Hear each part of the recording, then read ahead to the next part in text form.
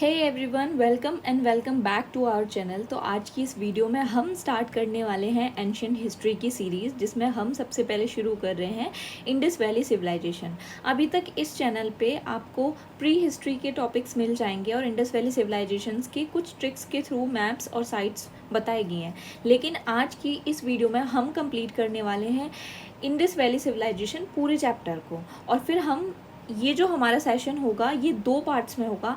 आज के इस पार्ट में हम पूरे चैप्टर का क्रक्स देखेंगे और उसके बाद हम नेक्स्ट पार्ट में हम इससे रिलेटेड सर्विसेज में क्वेश्चंस आए हैं रीसेंट ईयर्स में, उनको सॉल्व करने की कोशिश करेंगे। So without any further delay let's get started. Indus Valley Civilisation जो है वो मेनली इंडस एरिया में, यानी कि ये जो इंडिया है यहाँ पे है सिंधु नदी वाले एरिया में मिली है ये सभ्यता, इसी वजह से इसका नाम इंडस वैली सिविलाइजेशन है। अब हम यहाँ ये देखते हैं कि ये मेनली किस एरिया में, ये है इंडिया और ये है पाकिस्तान। इंडिया और पाकिस्तान के एरिया में, और ये एक ट्रायंगल एरिया में है। तो कभी कभी पूछा जा सकता है कि ये किस आकार में है, तो ये त्रिभुजाकार में है। अब हम यहाँ पे एक चीज़ देखते हैं कि इसका नाम हड़प्पन सिविलाइजेशन भी इसको कहा जाता है। तो हड़प्पन सिविलाइजेशन को इसलिए कहा जाता है कि सबसे पहले दयाराम साहनी जी थे जिन्होंने 1920 में इसको एक्सकेवेट किया, और उसके बाद सबसे पहली साइट जो मिली वो हड़प्पा थी। इसी वजह से उस साइट के नाम पर ही इस सिविलाइजेशन का नाम हड़प्पन सिविलाइजेशन रखा गया। अब दूसरा पॉइंट जो हमें याद रखना है वो क्या याद रखना है कि इसको फिर इंडस वैली सिविलाइजेशन नाम किसने दिया। इंडस वैली सिविलाइजेशन नाम इसे जॉन मार्शल ने दिया। जॉन मार्शल कौन थे? जो पूरा ये जो उत्खनन कर रहे हैं उसके जो इंचार्ज थे वो थे जॉन मार्शल। जॉन मार्शल ने इस इंडस वैली सिविलाइजेशन के बारे में 1924 में सबके अनाउंस कर दिया कि एक जो है सभ्यता पाई गई है जिसे हमने इंडस वैली सिविलाइजेशन नाम दिया है। अब हड़प्पा पहली साइट है जो यहाँ पे मिली, इसी के नाम पर इसे हड़प्पन सिविलाइजेशन बोल रहे हैं। जो दूसरी साइट है वो मोहनजोदड़ो थी, जो कि पाकिस्तान के सिंध वाले एरिया में है मोहनजोदड़ो, ठीक है। और इसको जो है 1921 में एक्सकेवेट किया था राखलदास बनर्जी ने। तो ये बहुत इंपॉर्टेंट नेम है, याद रखने हैं। अच्छा, एक चीज़ और याद रखनी है, ये जो वीडियो है ये मैक्सिमम आपके इंपॉर्टेंट पॉइंट्स कवर करेगी, इंपॉर्टेंट टॉपिक्स कवर करेगी जहाँ से क्वेश्चंस अराइज हुए हैं। और इसके सेशन के बाद हम अगले सेशन में देखेंगे कि जो हमने पूरे लेक्चर में पढ़ा है उससे हम कितने क्वेश्चन सॉल्व कर पा रहे हैं, ठीक है। अब ये जो सभ्यता है इसको 3 पार्ट्स में डिवाइड किया गया है। पहला पार्ट जो है वो प्री हड़प्पा पार्ट कहलाता है, दूसरा मिच्योर फेज है इसकी, और तीसरी जो है पोस्ट हड़प्पा फेज कहलाती है। जो इंपॉर्टेंट फेज है वो 2600 BC से लेकर 1900 BC के बीच का टाइम पीरियड है जहाँ पर ये सभ्यता पाई जाती है। इस सभ्यता को जो हम क्या बोल रहे हैं, ये जो है अर्बनाइज्ड, क्या है, अर्बनाइज्ड सिविलाइजेशन है, ठीक है। क्योंकि नगरीय सभ्यता है, जो यहाँ का कल्चर है वो जैसे आजकल सिटीज़ होती हैं उसी टाइप में वेल डेवलप्ड तरीके का एक अर्बनाइज्ड सिविलाइजेशन थी, ठीक है। और मिच्योर फेज में हम इसकी सारी इंपॉर्टेंट चीज़ देखेंगे, ठीक है। अब हम यहाँ पे एक चीज़ और देख रहे हैं कि जिस समय यहाँ पे इंडस वैली सिविलाइजेशन पाई जा रही है, क्या उस समय और भी कोई सिविलाइजेशन थी उस समय? तो ये क्वेश्चन काफ़ी बार आया हुआ है, इसको भी हमें याद रखना है कि जिस समय सिंधु घाटी सभ्यता थी उसके समकालीन जो सभ्यता थी उसमें थी मेसोपोटामियन सिविलाइजेशन, चाइनीज सिविलाइजेशन और मिस्र की सभ्यता यानी कि इजिप्टियन सिविलाइजेशन। अब ये याद रखना है कि ये जो सिविलाइजेशन है वो किस नदी पर है। तो इजिप्टियन सिविलाइजेशन जो है वो नील नदी पर है, जो मेसोपोटामिया सिविलाइजेशन है वो टिग्रिस और यूफ्रेट्स रिवर पे है, और इंडस वैली जो है इंडस यानी कि सिंधु नदी पर है।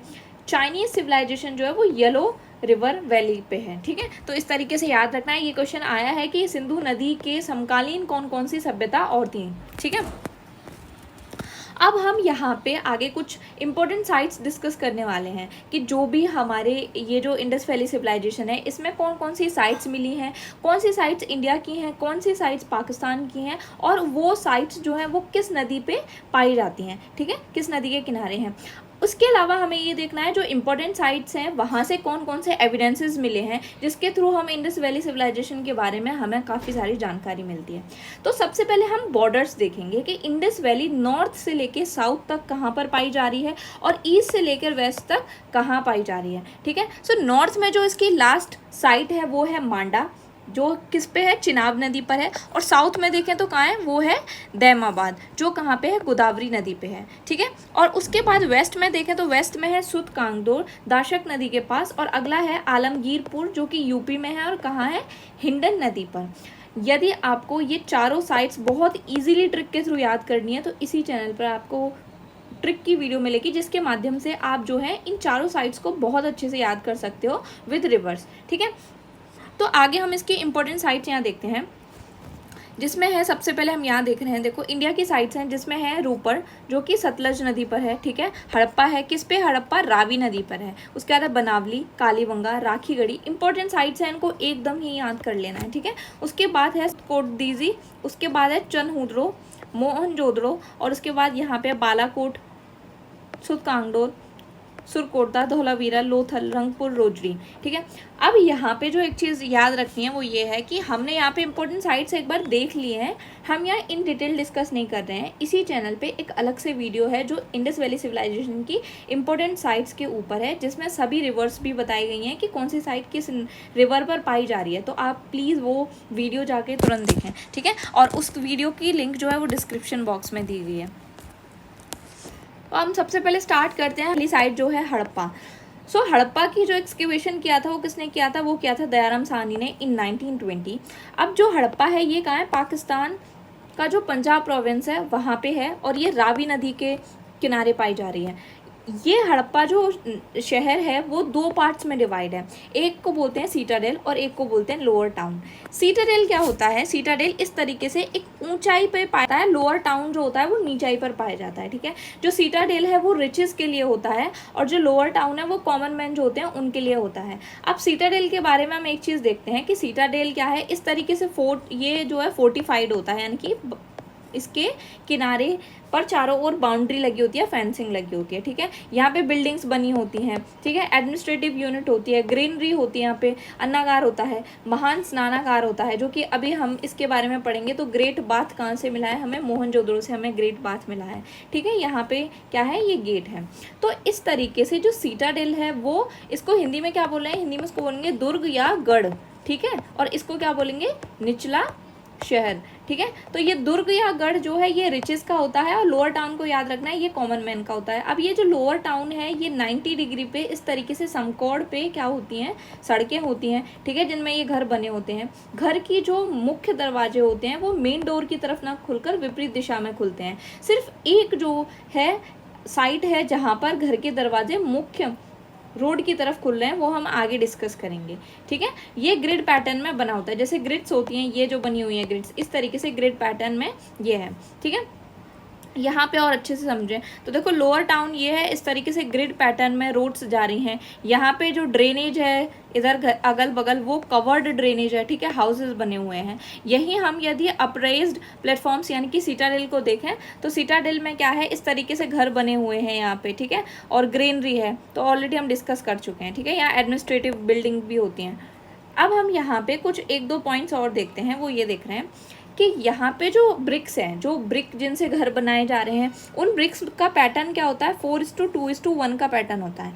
तो अभी आपके लिए क्वेश्चन है, तो क्या पूरे जितनी साइट्स पाई गई हैं, यानी कि इंडस वैली सिविलाइजेशन की जितनी भी साइट्स हैं, क्या सभी साइट्स में 4:2:1 का रेशियो में हमें ब्रिक्स मिलती हैं, या फिर हर जगह की ब्रिक्स का साइज़ अलग अलग है और ये वेरी करता है जगह पे। ठीक है, ड्रेनेज सिस्टम जो है वो drainage system well drainage system है, ढका हुआ होता है, सोक पीट्स होते हैं। ठीक है, वेल्स जो होते हैं वो हाउस में भी पाए जाते हैं, कुछ घरों में भी पाए जाते हैं। जैसे हम कालीबंगा का उदाहरण देखें तो कालीबंगन में क्या पाया जा रहा है, कालीबंगन में हाउसेस घर के अंदर पाए जा रहे हैं, और पब्लिक वेल्स भी पाए जाते हैं। घर जो होते हैं वो 1 या 2 मंजिल भी होते हैं। अच्छा, हमें कैसे पता घर 1 या 2 मंजिल होते हैं, तो 2 मंजिल होंगे तो उसके लिए एक सीढ़ी की आवश्यकता होगी, तो हमें स्टेयर केस के प्रमाण मिले हैं जिसके थ्रू हम बता सकते हैं कि घर 1 मंजिल से ज़्यादा भी थे। ठीक है, अब हम आगे जो नेक्स्ट साइट पढ़ रहे हैं वो है मोहनजोदड़ो। मोहनजोदड़ो जो है वो पाकिस्तान के सिंध एरिया में है, और ये इंडस रिवर पर है। अच्छा, इंपॉर्टेंट चीज़ जो याद रखनी है, सभी साइट्स को याद रखना है, कौन सी साइट किस रिवर के किनारे है। ठीक है, उसके बाद मोहनजोदड़ो जो है वो यूनेस्को के वर्ल्ड हेरिटेज साइट के अंतर्गत आता है। मोहनजोदड़ो भी हड़प्पा की तरह 2 पार्ट्स में पूरा शहर डिवाइड था, सिटाडेल और लोअर टाउन। ठीक है, अब मोहनजोदड़ो में काफ़ी सारे एविडेंसेस मिले हैं। जब हमने इसकी खुदाई करी तो यहाँ पे हमें काफ़ी सारे एविडेंसेस मिले हैं, जिसमें सबसे पहले ग्रेट बाथ की बात करते हैं। इस तरीके से ये ग्रेट बाथ है। ऐसा अनुमान लगाया जाता है कि ये जो महान स्नानागार है ये या किसी रिचुअल को फॉलो करने के लिए यूज़ किया जाता होगा, या फिर कंबाइंडली लोग यहाँ पे नहाते होंगे, या कभी किसी फेस्टिवल के टाइम पे लोग यहाँ पे कलेक्ट होते होंगे। ठीक है, अब यहाँ पे जो है इम्पोर्टेंट है इसकी लंबाई और चौड़ाई याद रखना, क्योंकि इस पे क्वेश्चन ऑलरेडी फ्रेम हो चुका है। ठीक है, तो इसकी जो नॉर्थ से साउथ की लंबाई है वो 55 मीटर है, और वेस्ट से ईस्ट की जो है वो 33 मीटर, यानी कि हम लंबाई याद रखें तो लंबाई है इसकी 55 मीटर और चौड़ाई कितनी है, चौड़ाई है इसकी 33 metre.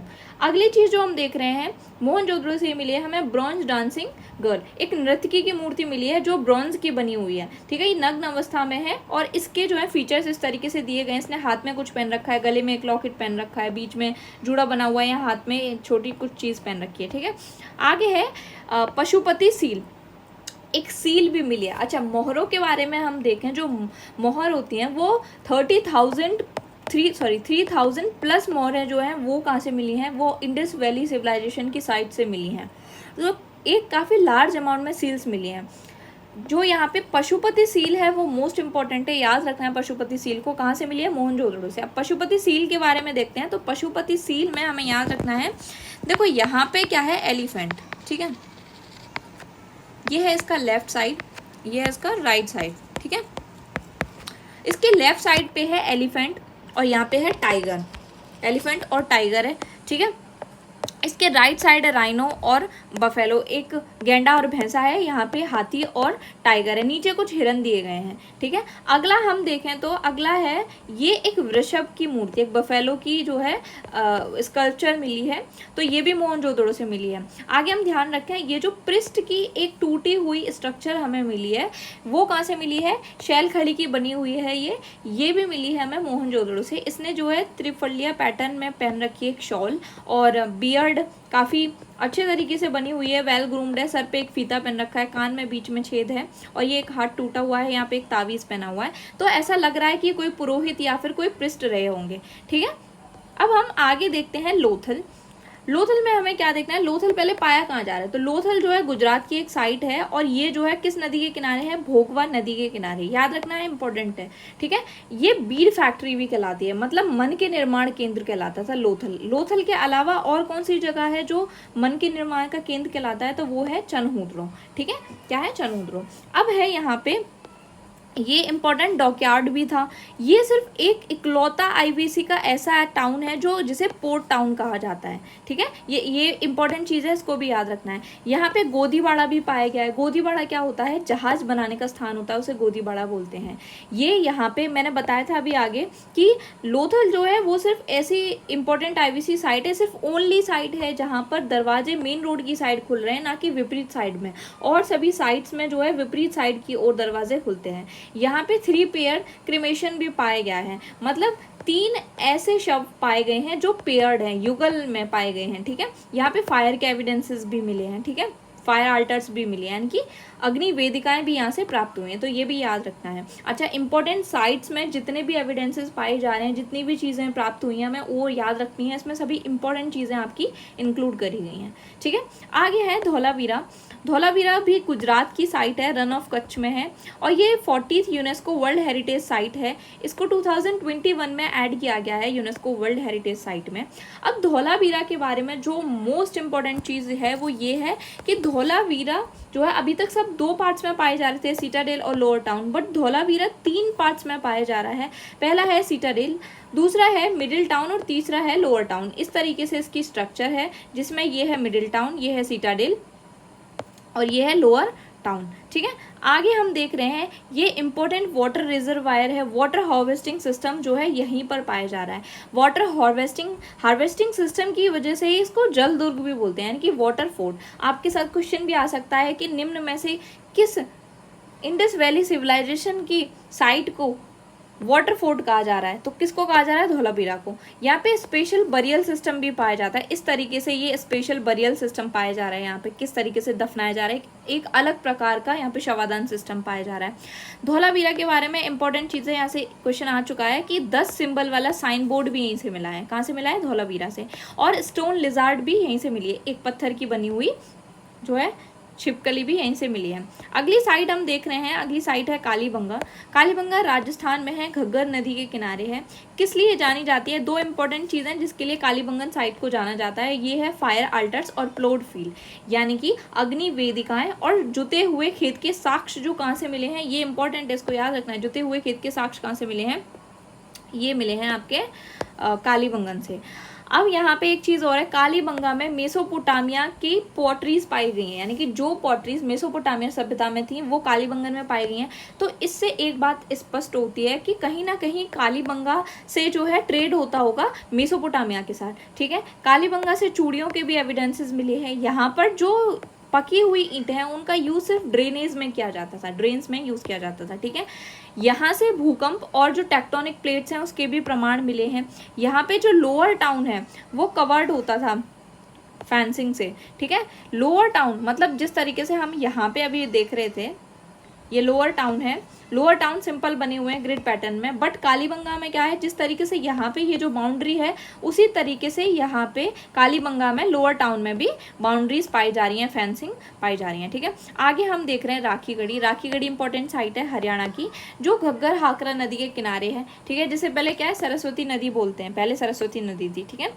Largest site of Indus Valley Civilisation है, इंडिया में लार्जेस्ट इंडस वैली साइट है, ठीक है। प्रांतीय राजधानी भी थी। अब फरमाना है एक और साइट हरियाणा में ही है, और फरमाना से याद रखना है कि सिंधु घाटी सभ्यता का सबसे बड़ा शवाधान स्थल फरमाना को ही कहा जाता है, ठीक है। अब हम आगे, हमने सभी इंपॉर्टेंट साइट्स डिस्कस कर लिए हैं।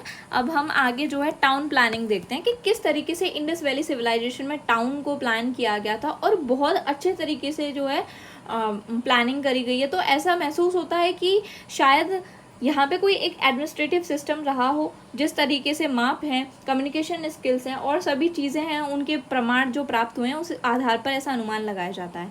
तो सबसे पहले हम देख रहे हैं टाउन प्लानिंग में ग्रिड पैटर्न। सब ग्रिड पैटर्न क्या है कि जो टाउन है वो इस तरीके से ग्रिड पैटर्न में डिवाइड था कि बीच में मेन रोड जा रही है, यहाँ पे घर बने हुए हैं, ठीक है। इस तरीके से था। जो मेन रोड थी, ये क्वेश्चन आ चुका है, इसको याद रखना है। मेन रोड थी, उसका साइज कितना था? 10 मीटर साइज है उस मेन रोड का, ठीक है।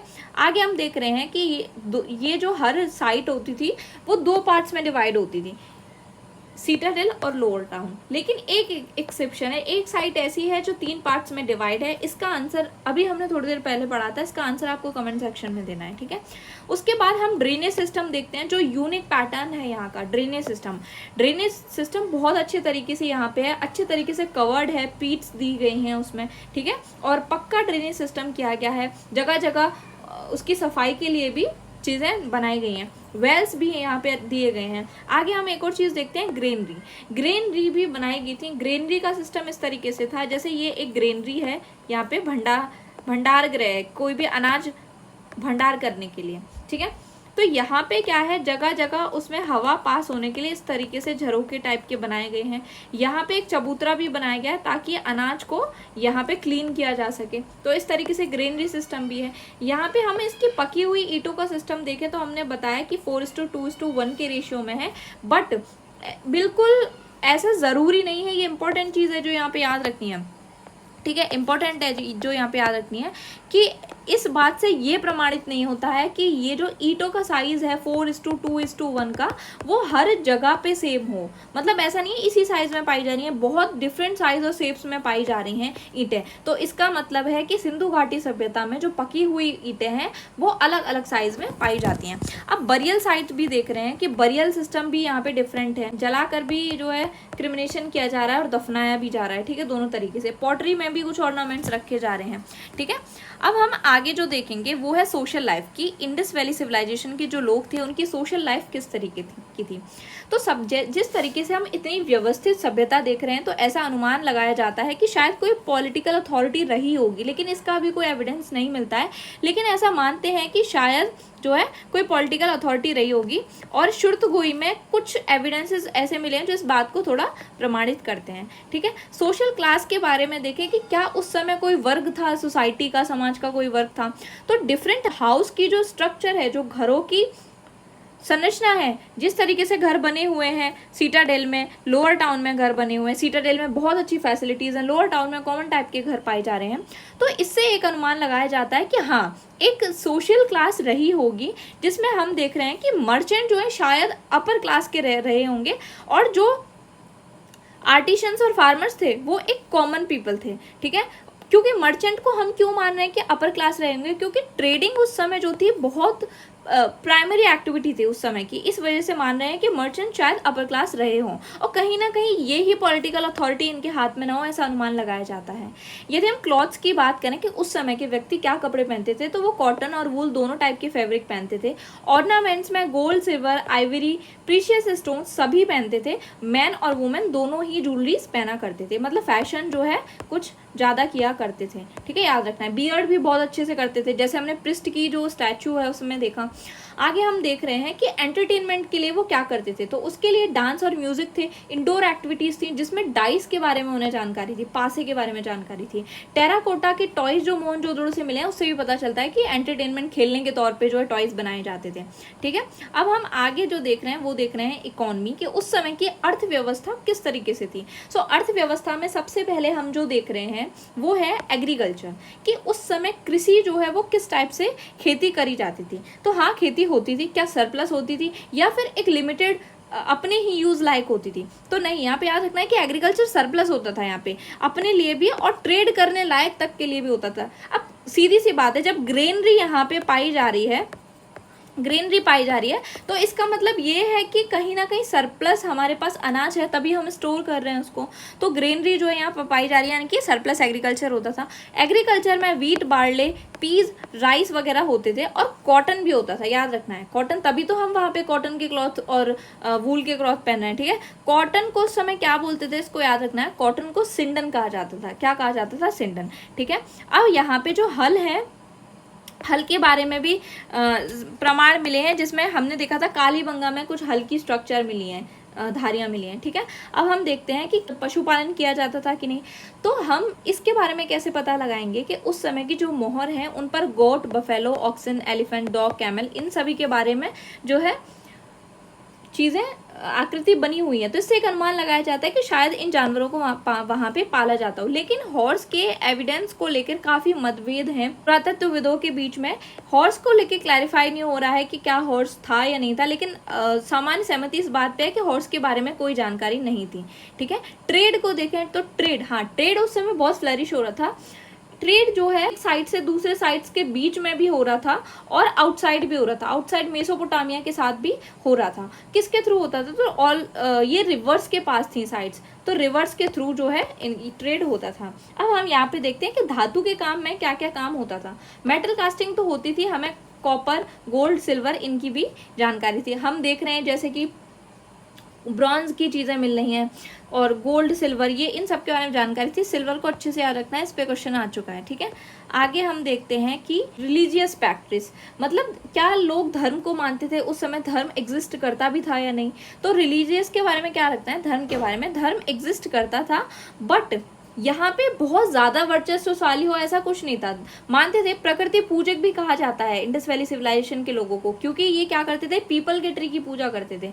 लेकिन टेम्पल का कोई भी एविडेंस नहीं मिला है पूरी इंडस वैली सिविलाइजेशन में, ऐसा कोई एविडेंस नहीं है जहाँ पे ये पता चला हो कि मंदिर हैं। ठीक है, अब यदि हम इनके धर्म के बारे में थोड़ी जानने की कोशिश करें, तो हमें जो सील मिली है, जो प्रोटो शिव सील कहा जाता है, जैसे पशुपति की मोहर कही जाती है, जो हमने यहाँ पे देखी, एक सेकेंड, ये है जो ये देखिए हमने मोहर, इससे पता चलता है कि कोई इस टाइप का व्यक्ति था, मतलब आद्य शिव टाइप के थे, मतलब शिव की जो स्टार्टिंग की स्ट्रक्चर है वो है। ठीक है, अब उसके बाद दूसरा हम देखते हैं कि मदर गॉडेस की हमें कुछ मूर्तियां मिली हैं, तो उससे अनुमान लगाया जाता है कि ये जो है मातृ शक्ति के पूजक भी थे ये लोग। पीपल ट्री की भी पूजा करते थे।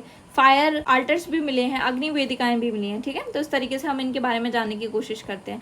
अगला है आर्ट्स। सो आर्ट्स में ये लोग क्या क्या करते थे? आर्ट्स में सबसे पहले हम मूर्ति के बारे में देखें तो देखो, मिट्टी की भी मूर्तियां बनाते थे, शैल खड़ी की भी मूर्तियाँ बनाते थे, पत्थर की भी बनाते थे और ब्रोंज की भी मूर्तियाँ बनाते थे। ब्रोंज में हम ऑलरेडी देख चुके हैं डांसिंग गर्ल जो नर्तकी की मूर्ति है वो। इसके बाद स्टोन में हम देख चुके हैं पृष्ठ की मेल टॉर्सो की वीडियो जो लाल बलुआ पत्थर की बनी हुई वो मूर्ति है। ठीक है, यहाँ पे हम एक चीज और देखें तो एक लॉस्ट वैक्स टेक्निक का भी यूज किया जाता था। जैसे मोल्ड्स होते हैं ना आजकल, तो उसी टाइप का था एक मोल्ड नुमा जिसके थ्रू जो है इनको मूर्तियों को बनाया जाता था। ठीक है, आगे हम देखें तो पॉटरी।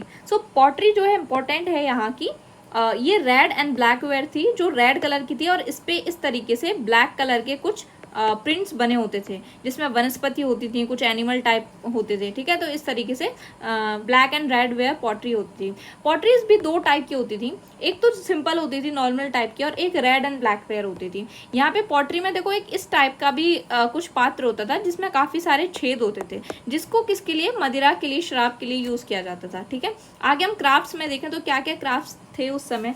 तो उस समय कताई बुनाई का काम भी होता था, पॉटरी का भी काम हो रहा है, मिट्टी के बर्तन बनाए जा रहे हैं, भट्टे पर ईंटें भी बनाई जा रही हैं, नाव बनाने का काम होता था, गोल्ड स्मिथ थे, ज्वेलरीज वगैरह बना रहे थे। तो डिफरेंट टाइप की क्राफ्ट जो है समय एग्जिस्ट करती थी। अब हम स्क्रिप्ट के बारे में देखें तो उस समय लिपि किस प्रकार की थी। स्क्रिप्ट जो थी वो थी यूस्ट्रोफेडोन टाइप की, बोथ डायरेक्शनल होती थी, यानी कि लेफ्ट से राइट लिखी जाती थी पहली लाइन में, दूसरी लाइन में राइट से लेफ्ट लिखी जाती थी, दोनों दिशाओं में लिखी जाती थी। और ये पिक्टोग्राफिक थी। पिक्टोग्राफिक मतलब चित्रों के माध्यम से जो है चीज़ों को दिखाया गया है। अब हम यहाँ पे एक चीज़ और देखें कि टॉयज़ में भी टेराकोटा के टॉयज़ वगैरह मिले हैं हमें। ठीक है, आगे हम देखते हैं डिक्लाइन ऑफ आईबीसी। अब तक हमने इतनी सारी चीज़ें पढ़ी कि इतना अच्छे तरीके से ट्रेड हो रहा है, फ्लरिश हो रहा है ट्रेड, दूसरी सभ्यता के साथ भी चल रहा है। तो आखिर क्या रीज़न था कि ये इंडस वैली सिविलाइजेशन का पतन हो गया। तो इसके पतन को कारण जो हम देख रहे हैं वो सब चेंजेस इन क्लाइमेटिक कंडीशन है। ऐसा माना जाता है कि शायद क्लाइमेटिक कंडीशन कुछ चेंज हो गई होंगी, ऐसा कुछ हुआ होगा पर्यावरण में जिसकी वजह से इसका पतन हो गया। तो जनरली लोग इसी को एक्सेप्ट करते हैं। दूसरा मानते हैं कुछ प्राकृतिक आपदा हुई होगी, शायद बाढ़ आ गई हो या भूकंप आ गया हो, तो जिस वजह से जो है इसका विनाश हो गया। अगला मानते हैं डिक्लाइन इन ट्रेड। ऐसा कहा जाता है कि उस समय जो सरस्वती रिवर थी उसने अपना मार्ग चेंज कर लिया होगा जिसकी वजह से क्या पानी की कमी हो गई होगी और पानी की कमी होने की वजह से ट्रेड पे भी इम्पैक्ट आया होगा क्योंकि उस समय वाटरवेज के थ्रू ही क्या ट्रेड होता था। तो इस वजह से भी डिक्लाइन का रीज़न बताया जाता है। बट मोस्टली जो हम मानते हैं वो मानते हैं चेंजेस इन क्लाइमेटिक कंडीशन, कहीं ना कहीं पर्यावरण में कुछ चेंज आया होगा जिसकी वजह से इंडस वैली सिविलाइजेशन का डिक्लाइन हुआ होगा। ठीक है, सो अभी तक हमने चैप्टर्स की इंपॉर्टेंट साइट्स देखी और डिस्कस किया काफ़ी सारी चीज़ें। अब हम यहाँ पे कुछ इंपॉर्टेंट फैक्ट्स देखते हैं। तो यहाँ पे वन लाइनर फैक्ट्स हैं, बहुत इजीली हम इसको कंप्लीट कर लेंगे। तो सबसे पहले है कि इंडस वैली सिविलाइजेशन को हम धर्म निरपेक्ष मानते हैं। ऐसा कुछ नहीं है यहाँ पे कि धर्म को बहुत ज़्यादा इंक्लूड किया गया हो किसी भी चीज़ में, तो ऐसा नहीं है। सील्स जो थी किस किस एनिमल के बारे में सील्स पर कुछ लिखा नहीं गया, मतलब ऐसे कौन से सील्स हैं जिन पर कौन से एनिमल्स के प्रिंट्स नहीं हैं। तो जिसमें है काओ, लॉइन और हॉर्स, तीनों याद रखने हैं। काओ, लॉइन और हॉर्स, इन तीनों के ही यहाँ पे कोई भी एविडेंस नहीं मिलते हैं सील पे। ये जो थे वो जीववाद थे, यानी कि प्रकृति की भी पूजा करते थे और जानवरों को भी एक तरीके से पूजते थे। ठीक है, बाइनरी सिस्टम होता था यहाँ पे, कोई भी नापने के लिए, नाप जोक के लिए बाइनरी और डेसिमल सिस्टम होता था। छोटे नाप के लिए बाइनरी यूज़ करते थे और बड़े नाप के लिए डेसिमल सिस्टम यूज़ करते थे। सील का यूज होता था ताबीज़ के तौर पर भी होता था। आयरन के बारे में ना कोई जानकारी नहीं थी। इंपॉर्टेंट है, याद रखना है कि लोहे से परिचित नहीं थे। ये जो है शांति प्रिय थे, इनके पास तलवार के बारे में भी कोई जानकारी नहीं थी। ठीक है, एग्रीकल्चर सरप्लस होता था। इरिगेशन कैसे होते थे, यानी कि अब ये खेती करते तो हैं बट उन पे सिंचाई किस तरीके से करते हैं। सिंचाई जो है दो तरीके से होती थी, पहला तो मानसून पे डिपेंड थे और दूसरा जो हिमालय की रिवर होती थी, जो हिमालयी नदियाँ होती थी, उनसे इरिगेशन होता था। ठीक है, उसके बाद है क्यूबिकल वेट्स। जो माप तोल के लिए जो बाट होते हैं वो चर्ट के बने होते थे। स्मॉल वेट्स के लिए बाइनरी सिस्टम और लार्ज वेट के लिए डेसिमल सिस्टम का यूज़ करते थे। अच्छा, एक टर्म है एपिग्राफी। एपिग्राफी किसे कहते हैं, स्टडी ऑफ इंस्क्रिप्शंस, यानी कि जो भी अभिलेख होते हैं, अभिलेखों के अध्ययन को एपिग्राफी कहा जाता है। अब यहाँ पे अगला पॉइंट याद रखना है कि आईवीसी प्रोटो हिस्ट्री के अंतर्गत आता है। स्वास्थ्य किस टाइप का जो चिन्ह होता है वो यहीं पे पाया जाता है। इनइक्वालिटी थी, हाँ, तो उस समय इनइक्वालिटी हमने देखा ना लोअर टाउन और सीटारेल के थ्रू। सिल्वर के बारे में जानकारी थी, हाँ। अच्छा, अब सिल्वर कहाँ से प्राप्त होता था इन्हें, सिल्वर राजस्थान के जावर और अजमेर की माइन से प्राप्त होता था। ठीक है। उसके बाद है लौकिक सभ्यता थी, इंपॉर्टेंट है, इसको याद रखना है। आईआईटी खड़गपुर ने एक स्टडी करी, जिस स्टडी में हमें पता चला कि यहाँ पर जो रेन कितने वर्ष तक नहीं हुई थी, जो क्लाइमेट चेंज हुआ था उसमें वर्षा जो है 900 वर्षों तक यहाँ पे रेन नहीं हुई थी। ये इंपॉर्टेंट है, याद रखना है कि नाव के चित्र जो हैं वो कहाँ से प्राप्त हुए हैं, मोहनजोदड़ो और लोथल से प्राप्त हुए हैं। दधेरी कहाँ की साइड है, दधेरी जो है पंजाब की साइड है। जो हल्के एविडेंसेस हैं वो कहाँ से मिले हैं, वो बनावली हरियाणा और कालीबंगन राजस्थान से मिले हैं। अब हम यहाँ पे कुछ इंपॉर्टेंट फैक्ट्स देखते हैं यूपी पीसीएस के लिए, जिसमें हम कालीबंगन साइट को देख रहे हैं, राजस्थान की है। डिस्कवर किसने किया था, एलपी तेस्सी टोरी ने किया था। आइडेंटिफाइड एज आईवीसी साइट, इसको सिंधु घाटी की एक इम्पोर्टेंट साइट के रूप में अमलानंद घोष ने जो है आइडेंटिफाई किया था। घग्गर नदी के किनारे है और यहाँ पे जुते हुए खेतों के साक्ष्य पाए गए हैं। इंपॉर्टेंट है, सभी पॉइंट्स इसके याद रखने हैं, ठीक है।